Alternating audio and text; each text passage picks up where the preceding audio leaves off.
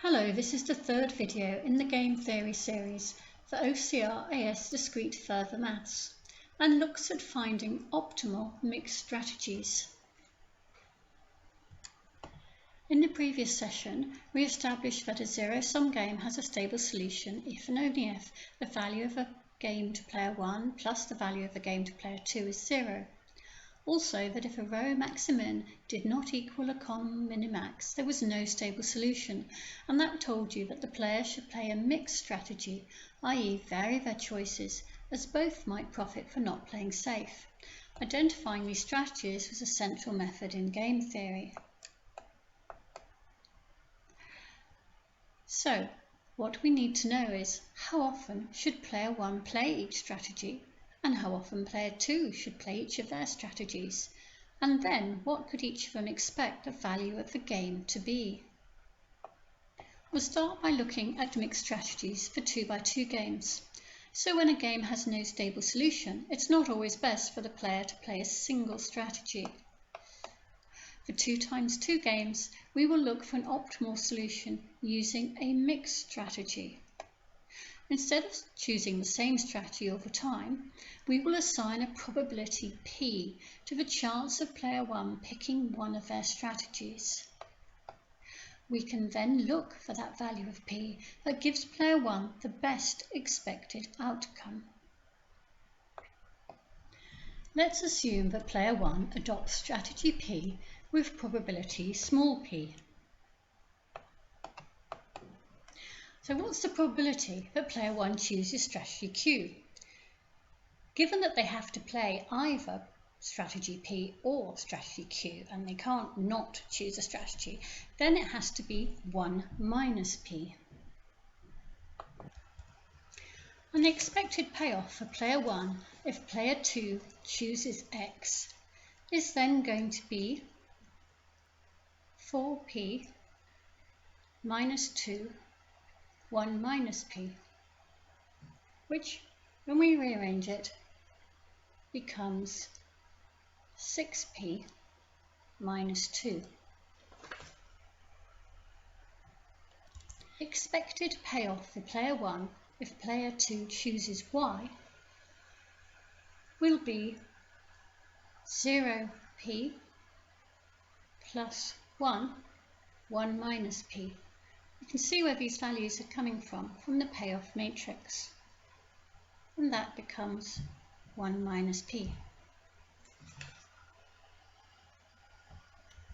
So then the expected value of the game to player 1 will either be 6P minus 2 or 1 minus P, depending on the strategy that player 2 adopts. However, player 1 does not know what strategy player 2 will play, so we can only go on to identify the value of P that represents the best strategy for player 1. We can represent the expected payoff on a graph. You can see here that the values of P vary between 0 and 1 only. This is because P is a probability. Let us also mark on the lines 6P minus 2 and 1 minus P. The play safe value of P is when the biggest potential loss is minimized. Hence, the best P is identified by finding the highest intersection on the graph from the bottom up. We only have 2 lines here, so it's quite straightforward to find the intersection.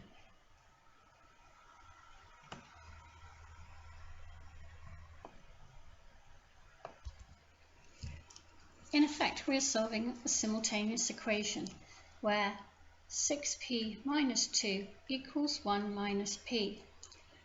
If we rearrange this, we find that we have 7P equals 3, and therefore P, or the optimum value of P, is 3/7.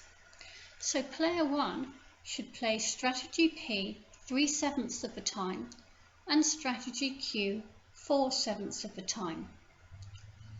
The value of the game to player 1 will then be either using the 6p minus 2 or the 1 minus p. We plug in the value 3/7 and you will find that they then win 4/7 of points. Then the value of the game to player 2 will therefore be minus 4/7, remembering it is a zero-sum game and that these two values must total to 0.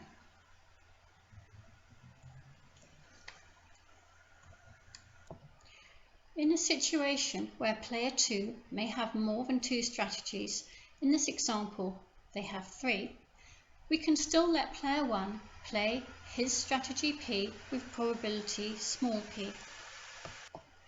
If player 2 plays strategy X, then you can see from the payoff matrix that player 1's winnings will be minus 4p plus 2 lots of 1 minus p, giving 2 minus 6p. Noting that the minus 4 and the 2 coefficients come from the X strategy column, and that we have let player 1 play strategy P with probability P, and therefore strategy Q with probability 1 minus P. If player 2 plays Y, then player 1's winnings are minus 1p plus 1 minus p, giving 1 minus 2p. Again, taking these coefficients from the column showing Y strategy. In the same way, we calculate that if player 2 plays Z, player 1's winnings will be minus 2 plus 5p. Setting up a graph as we did before, from p equals 0 to p equals 1, and plotting then these 3 lines to show the 3 strategies for player 2, we will adopt the same process in terms of looking from the bottom up to find the best intersection and value of P. Just to explain this a little further, say P equals 0, then player 1 would always play strategy Q and could lose as much as minus 2 if player 2 plays their strategy Z. So if you look at the slider on that axis P equals 0, you can see that the value of the game to player 1 could be as little as minus 2 or as much as 2. Remember that the play safe value of P is when the biggest potential loss is minimised. Hence, the best P is identified by finding the highest intersection on the diagram from the bottom up. From the graph, we can see that this occurs at the intersection of the lines 2 minus 6p and minus 2 plus 5p.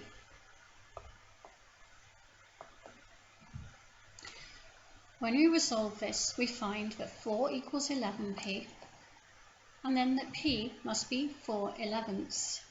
This, remember, is the probability or proportion of the time that player 1 should play strategy P. In which case, they should play strategy Q with probability 7/11, or for that proportion of the overall time. And then, if we work out the value of the game using either the 2 minus 6p or the minus 2 plus 5p equation, we put in that value of p and we find that the value of the game to player 1 is minus 2/11. For the value of the game to player 2 will be plus 2/11, as it is a zero-sum game. To find mixed strategies for games that are larger than 2 by 3, first of all, we would check to see if the game or the payoff matrix can be reduced using dominance arguments that we covered in the previous video. If the game reduces to 2 times n form, it can be solved by sketching graphs as we have just seen. If the game reduces to m times 2 form, it can also be solved, as in the next example. Here, player 1 has 3 possible strategies, which would make it difficult to allocate probability P and then 1 minus P and so on, because you've got 3 rather than just 2. However, player 2 has only 2 possible strategies. Remember that the matrix shows the payoff from player 1's point of view. If we transpose the matrix to show the payoff from player 2's point of view, and this links to matrix transposition, which some of you may already have covered. If you haven't, then what you do is just exchange the rows and columns and change the sign on all the cells. Because remember, we want the matrix now to be the payoff from player 2's point of view. So the losses and the winnings in effect change over. If you do that, now it can be solved for player 2, and hence you can find the value of the game for player 2, and therefore the negative of that will be the value of the game for player 1. Remembering that if the game is a zero-sum game, then the value of the game to the first person plus the value of the game to the second person will always equal 0. So let's talk through all the issues for optimal mixed strategy. Always check for a stable solution first before considering a mixed strategy.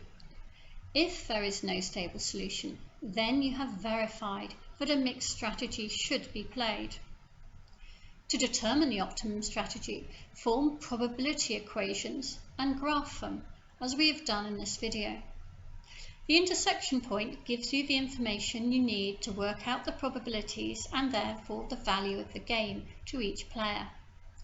If you work out the expected winnings from each player using those probabilities that you found, you can then advise them on their best strategy. For example, what proportion of the time to randomly play each option or strategy. When a player has more than 2 choices or strategies, it is harder to determine their best overall mixed strategy, as it is difficult to assign probabilities, so no longer just P and 1 minus P. If there is more than one intersection point on the graph, then the probability giving the highest minimum point gives the optimal solution. This doesn't necessarily mean that that player will come out as the overall winner though. On the graph, look from the bottom up to find this point of intersection. Remember, the graph shows the minimum winnings for player 1, so this is the least payoff for player 1. And really, don't forget to state that a strategy is never played in the solution if you've already used a dominance argument to reduce the payoff matrix. So even if you are discounting, for example, strategy R, at the very end of the question, you must remember to state that, for example, player 1 never plays strategy R. This was the last session of the game theory series.